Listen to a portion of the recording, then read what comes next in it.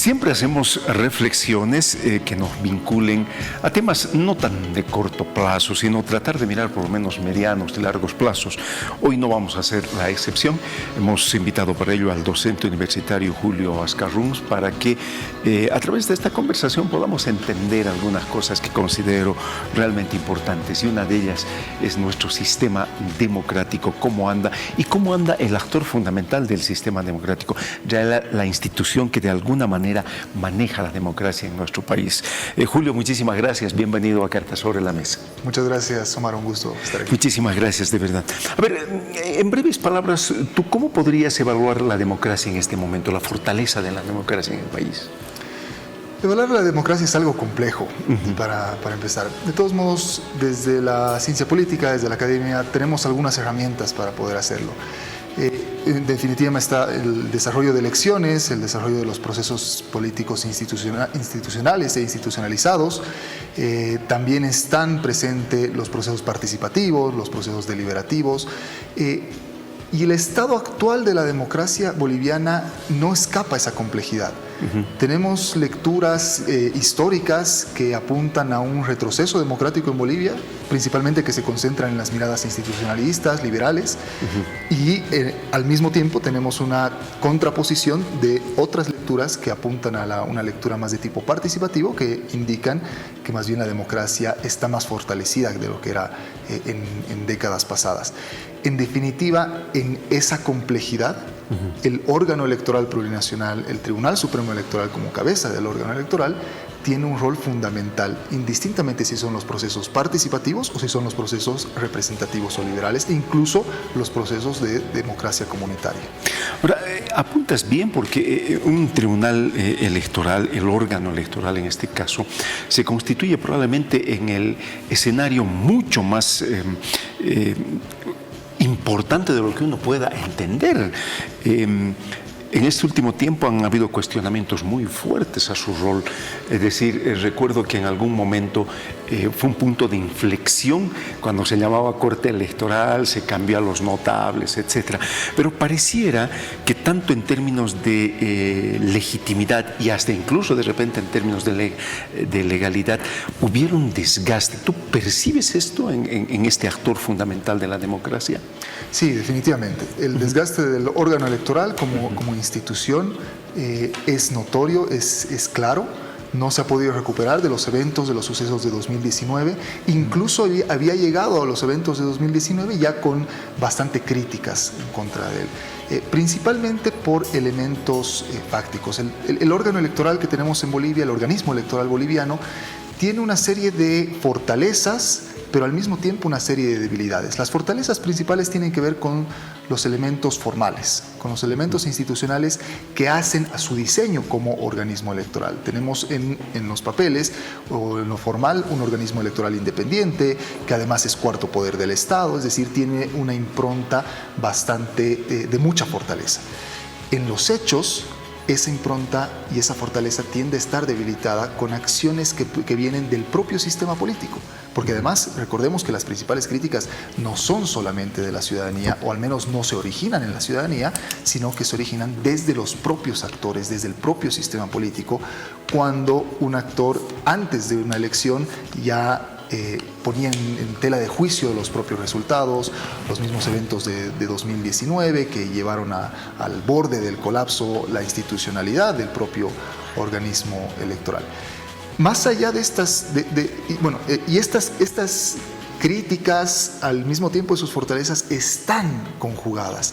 No se pueden separar unas de otras porque los elementos formales se desarrollan en un contexto fáctico y ese contexto fáctico está mediado por actores políticos, por actores que tienen intereses políticos y que cuando no se ven beneficiados, generalmente, no es una regla, pero cuando generalmente no se ven beneficiados de los resultados, tienden a atacar al árbitro y el árbitro es el órgano electoral.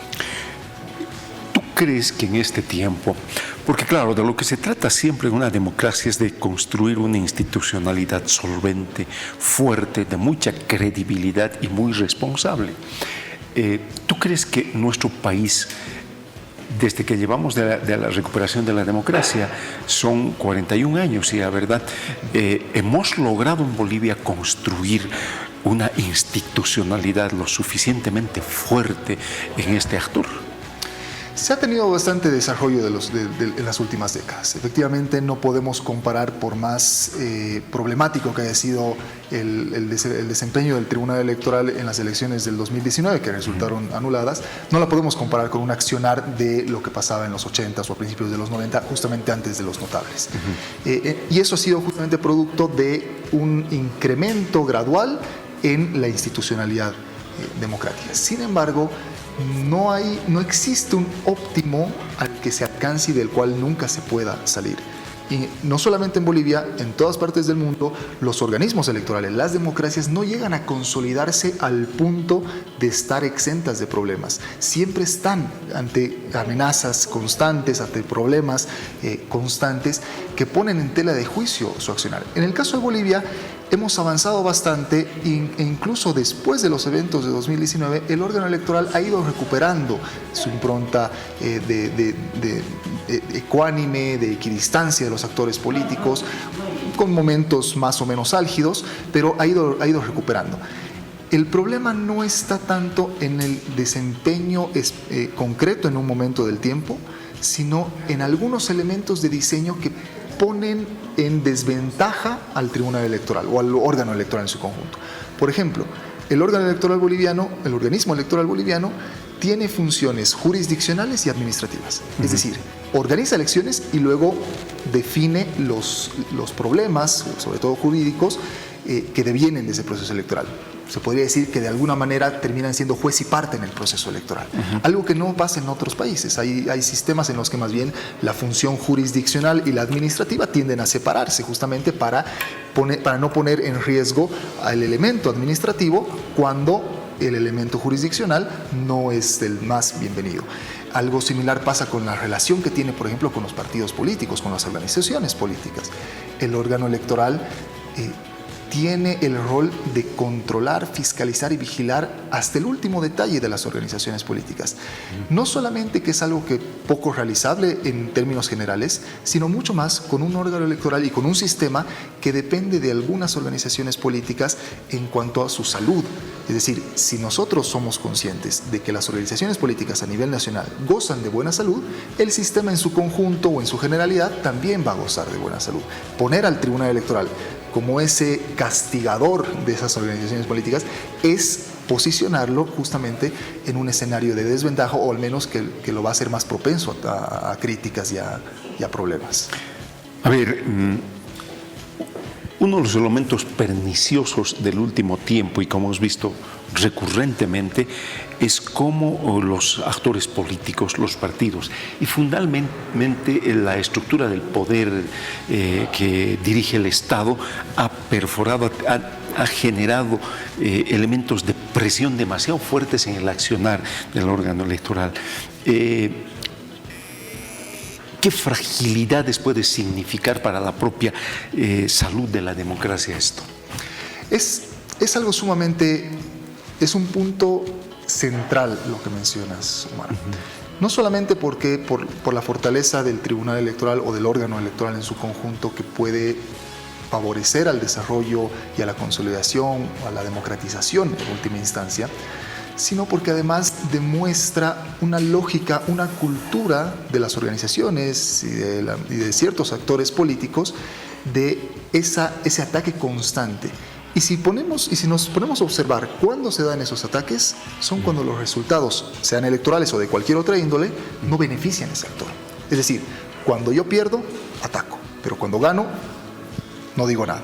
Este es un problema que no solamente pone en entredicho la institucionalidad electoral o del organismo electoral, sino que manifiesta una forma de democracia que es común ya desde hace varios años en Bolivia. Una forma en la que cuando gano estoy contento, cuando tengo la razón estoy feliz y no digo nada y todo está excelente. Pero cuando pierdo soy capaz de destruir incluso una institución tan importante como el organismo electoral para hacer como que mi ¿Es una Javier. falta de cultura política en nuestro país? No necesariamente falta, es un tipo de cultura política. Ah. En la investigación comparada ya hace muchísimos años se han generado dos tipos de cultura política democrática que son bastante genéricos. Uno que es el tipo mayoritario y el otro que es consensual. El mayoritario va a buscar imponer esa mayoría. La idea de que desde niños cuando jugamos algo, mayoría gana. Pero la realidad es mucho más compleja que poder decir mayoría gana. Muchas veces se hace necesario negociaciones, acuerdos, consensos. Y ese es otro tipo de cultura política que se denomina consensual.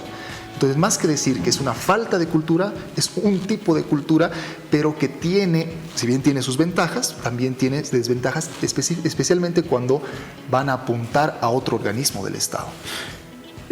¿Cómo crees que podemos fortalecer en el corto plazo el accionar de este importante espacio de la democracia? Bueno, no podemos controlar en última instancia lo que van a hacer todos los actores políticos, ¿no? Si un actor político va a defenestrar, por ejemplo, al organismo electoral con o sin justificación, con o sin razón, no podemos controlarlo. Lo que sí se puede hacer es tomar las acciones no necesariamente de quién vienen, sino del momento en el que se desarrollan. Si una acción, si una crítica se da en una situación en la que el actor político ha perdido o está perdiendo el juego político, entonces ahí las alertas se levantan y está en todo el derecho de ejercer su libertad de expresión, pero eso no tiene por qué significar un síntoma real de cómo sucede con el organismo electoral. Esto en términos de cultura política, en términos un poco más generales y más amplios.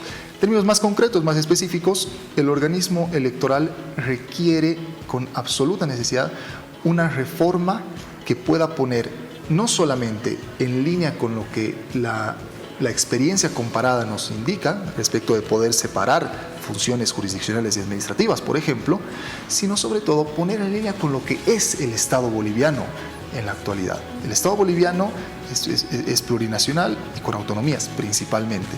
El elemento de plurinacionalidad está bastante presente en el órgano electoral. La cuestión de la descentralización y la autonomía territorial es una asignatura pendiente no solamente en el organismo electoral, sino en general en el Estado boliviano. Julio, muchísimas gracias por la gentileza. Es la primera que te invito, pero por favor que no sea la última. Espero que no sea. Sí, muchísimas gracias. Docente universitario Julio Escarruns, dándonos su perspectiva de este tema, que es interesante realmente verlo y analizarlo constantemente.